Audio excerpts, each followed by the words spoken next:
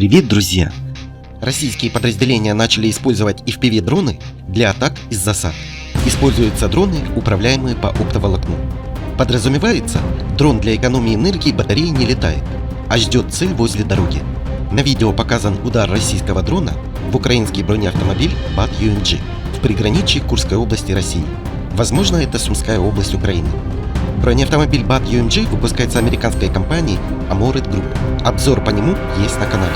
Также на видео показаны несколько атак в пикапы, используемые украинской армией. На одном из видео во время полета FPV-дрона вы можете увидеть недостроенный противодроновый коридор на дороге. Эту защиту от дронов ставит и российская армия. Видео есть на канале.